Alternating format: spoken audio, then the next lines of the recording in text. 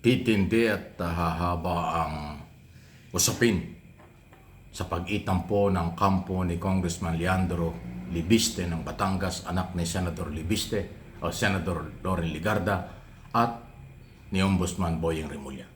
Si Remulla ay dating congressman, dating gobernador, so alam niya at abogado siyempre. Ito'y kaugnay po ng Cabral Files na marami sinasabi itong si Libiste pero hindi naman niya ipakita at makipag-ugnayan ng personal sa Office of the Ombudsman. Sabi ni Boyeng Remulla, bukas ang kanyang mga opisina at ang kanyang mga tao para i-entertain si Libiste kaugnay ng kanyang sinasabing Cabral Files. Bakit hindi daw magawa at puro sa social media na ilalabas at kung ano-anong inilalabas. Okay? Pagkatapos, ang sagot ni Remulla, hindi lang dahil sa hindi nakipag-ugnayan, ay ginagamit lang na parang publicity o issue para sabihin mahina ang gobyerno, mahina ang ombudsman, hindi nag-iimbestiga. Ang sinasabi ni Remulla, anong klase bang file meron ka? Merong DPWS files na nakarating na sa kanila. Merong lehitimong record ang DPWS na isinubitin na sa ombudsman. Si Senator Ping Lacson may sarili ding record. So, kailangan pagkumparahin. Kasi sa ngayon, parang magkaiba ang lumalabas. Dahil diyan ay sinasabi po ni Senator Ping, Lacson na hindi rin siya makikipag-ugnayan kay Libiste. Nung una, binanggit ni Lacson na kung gusto ni Libiste lumabas ang totoo, humarap siya sa Blue Ribbon Committee at siya ay bibigyan ng pagkakataong ihayag ang kanyang files na sinasabi. Pero lately, hindi rin humangyayari dahil nagduda na si Ping Lacson sa mga sinasabi ni Congressman Libiste. Ngayon ang ombudsman na siyang nag-iimbestiga para mag-file ng kaso before Sandigan Bayan, yan din ang paniniwala. Mukhang iba at hindi kapanipaniwala ang record ng Libiste. At maliban dyan, nasilip na rin, ikinababahala at kinagugulat ni Boyeng Remulla ang napakabatang mambabatas mula sa lalawigan ng Batangas na si Libiste. Naging trapong-trapo na raw ang dating at talagang pinairal yung business na ang tingin niya ay may pagkukulang o pagkakamali. Kasi yung pong franchise ng Solar Philippines na nakuha ng Batang Libiste noong 2019 under Duterte administration, 25 years nga po ang franchise yan na ibinigay ng Kongreso. Pribilehiyo lang yan. Kung ano man ang gagawin mo dyan, hindi mo pwedeng pa-rental or ibenta, kailangan may approval ng Kongreso. At kailangan mag-provide ka ng solar power dahil yan ang purpose ng prangkisang ibinigay bilang pribilehiyo ng Kongreso. Pero dahil nga sa issue ng di umano, ibinenta ng halos 20 billion pesos sa Meralco, yan ngayon ang nagiging controversial. Pati Meralco madadamay. So,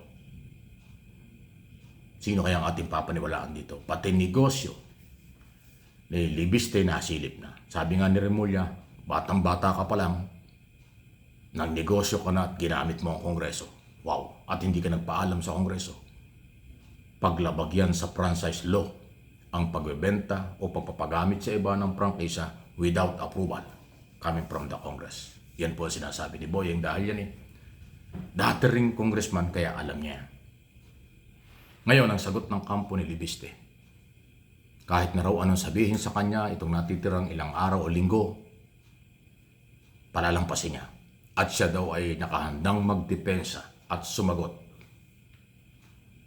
pag nag-resume ang Kongreso sa January 26. So, ibig sabihin, papalag, haharap, at paninindigan ni Libiste ang kanyang mga sinasabi at ginagawa. Kaabang-abang ito. Dapat ang Committee on Franchise o ang leadership ng Kongreso magbigay din ng statement tungkol dito. Kasi merong kapangyarihan ng Kongreso sa isyu ng pribilehiyong prangkisa na dapat ito'y iniingatan, hindi ginagawang negosyo, kung ano ang nakasaad sa franchise law na mag-provide ka ng solar, enerhiya, yun. Pero yung ibenta, ipagamit sa iba, mukhang may problema talaga ron. Bawal na bawal yan. So, nasusubukan nga itong batang mambabatas. Sabi nga ni Boy Rimulya, ganyang kalakas ang loob mo dahil anak ka ng senador? Wow, so nadadamay na si Loren. Bagay sa isang banda kasi, madalas na napapansin ko rin sa mga statement, interview sa social media at sa media ng batang libisti, may pagka-Duterte supporters eh. Yung mahilig magpalabas ng istorya na hindi naman kumpleto ang dokumento na ang tinatamaan ay yung nasa gobyerno na malinaw na parang pumapabor sa mga Duterte. Kasi nga, hindi maiwasan yung utang na loob. Dahil sa ilalim ng Duterte administration noong 2019 na aproban at ipinagkaloob ng Kongreso at ng Malacanang ang 25 years prangkisa ng Solar Philippines na pag-aari ng Batang Libisti. Posibleng yon, may utang na loob. Pero mali, kasi bata itong politiko eh. Ngayon lang siya naging congressman eh. Pero bakit pati mga congressman kinakatalo niya? Pati Senado? Pati Executive Department? Ano ito? Parang trapong-trapo, traditional politician, parang veteranong politiko, kahit sino ay kinakatalo. Eh batang-bata pa nga yan eh. Isa yan sa pinakabatang congressman ng 20 Congress. So issue lang, walang personalan. Kailangan humaliwanagan ito at maintindihan ng ating mga mamamayan. Bakit ba nangyayari yan? Bakit gano'n? Di ba pwedeng kung business, kung mayroong akusasyon ng korupsyon, pagkakamali sa ating mga batas, dapat may ebidensya. Huwag unahin sa social media at media, parang gimmick, publicity, destabilization, mali eh. Dapat rule of law.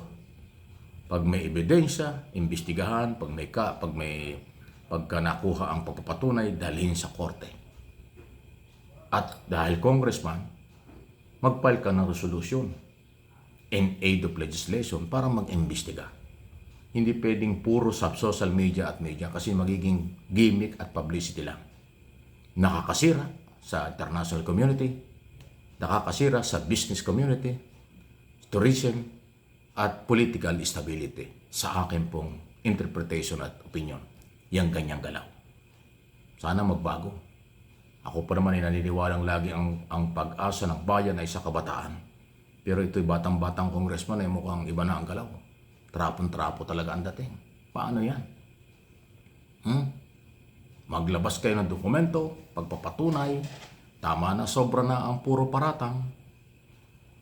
Dahil ang dating paninira lang.